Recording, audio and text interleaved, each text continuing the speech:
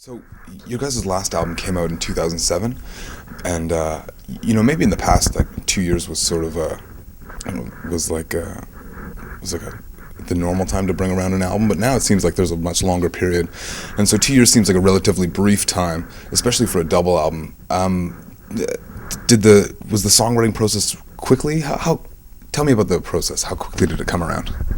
Well, for me, I'm a pretty lazy songwriter. I'm not disciplined in any way in writing songs, except when the time comes to make a record, and then I sort of collect a whole pile of pieces. And there's usually a couple of songs sitting around, but then I have to get to work and make the pieces into songs. Jim actually, when his time comes, he actually goes to the studio every day and he sets up his tape recorder and he plays every day, works and stuff. And me, I'm just more like, oh, that sounds okay, and work at it at my leisure. Gotcha. Is that true? Is that how you work? I do, yeah. I have to sort of. I just find that it's like Mordecai Richler said. You're gonna meet your inspiration if you walk up the stairs instead of your desk. And if I just go to the studio and I sit there and I just start playing, then things start to roll. And then I just have to get started. And once I get started, then it's in my head all the time. And then I can just keep going, and it's much simpler. But definitely when you shut it down, I do shut it down. I don't just write all the time. I sort of write in spurts, and I have to be pretty disciplined about it. Gotcha. And can you tell me a little bit about the recording process? Was that quick as well, or? It went pretty good. We did some of it at my house. This is my house here. This is my backyard, folks. And which I love. It's my favorite place to record. I just love the sound of my place. It's just nice old compressors, it's an old tape machine, good microphones, and so it's nice to do stuff at home because I live about an hour east of Toronto. Okay. And then we did most of the record. We have a studio in Toronto. It's a really nice studio as well. And we usually record to tape and then transfer to Logic after that. There's this idea right now that albums are no longer the way that bands are putting out music. But there's still a value in putting one song next to another and letting the whole thing unfold in a particular order. What is it that still attracts you to the format of an album? That was very nice. I know. You know what? I think that it's... Next question? I love a question that contains an answer. But I do think that for many people, to get full absorption out of music, they need to sort of start to make connections between songs that preceded and songs that preceded and songs that come after. And it's sort of the way that if you like that exercise, of seeing if there's thematic threads through a series of songs, if you're interested in what the overall temperature of the record is, or what the overall instrumentation is, I mean, look, one of the bands that declared that the album's dead was Radiohead, and they've always been defined, but each record's been very different than the one before. So it's, I guess that's why it was such a startling thing that they would say that the album was dead, because people have latched on to different phases of that band.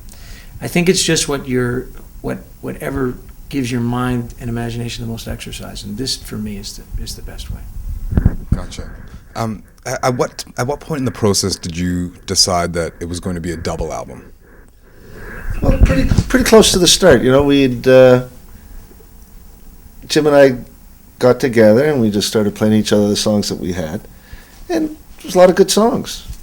And we didn't want to make a long CD again because nobody in the band likes that trend that is happily dying, but just that you have 75 minutes of CD and everyone puts as much material as they can on it, and they make lousy records. It's just too much stuff, not enough great songs, and so and I think that I know my attention span. I'm much more of a vinyl guy than I am CDs, and so I like CDs that are the length of a record.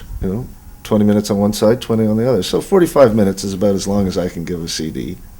And so we just realized we wanted to keep it in that sort of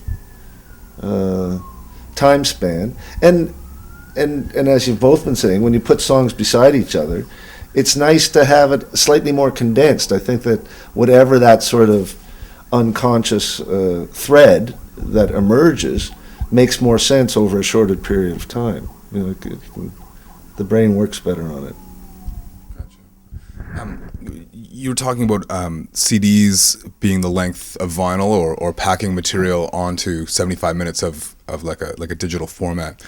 Was there ever any point where you guys sort of had to make tough decisions, or did you think, oh, we'll pack a few more onto this, but then you couldn't because you were limited by space or anything like that?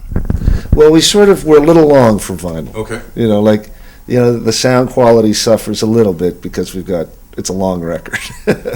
So the bottom end isn't as big as it could have been. But it's still fun to have a double record. It's our 13th record and it's a double.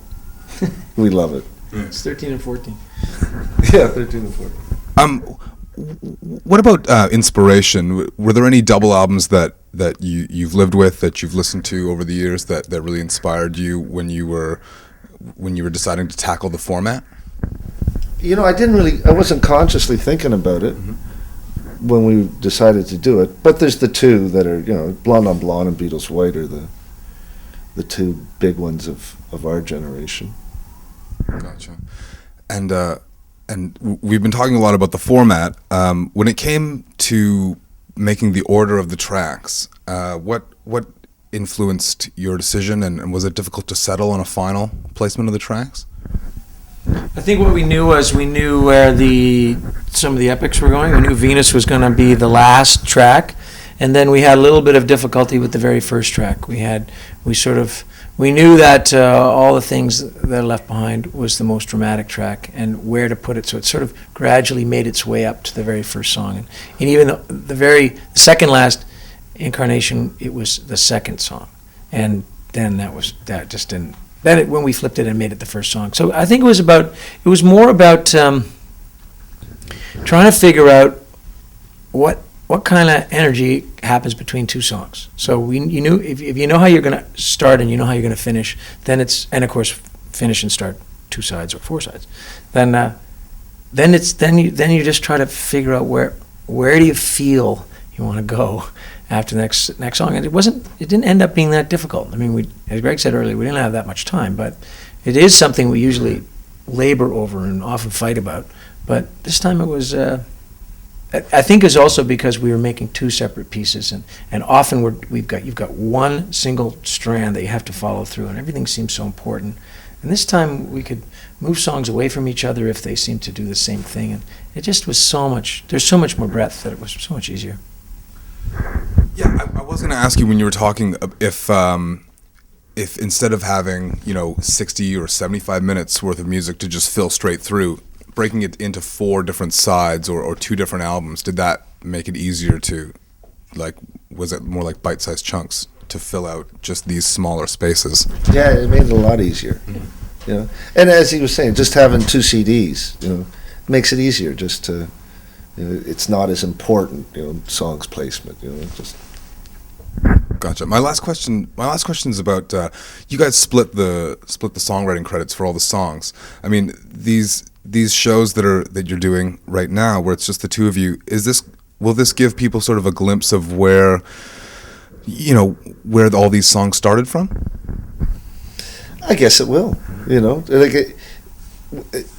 We do the 2 name thing. It's sort of a adolescent Beatle hangover, mm-hmm.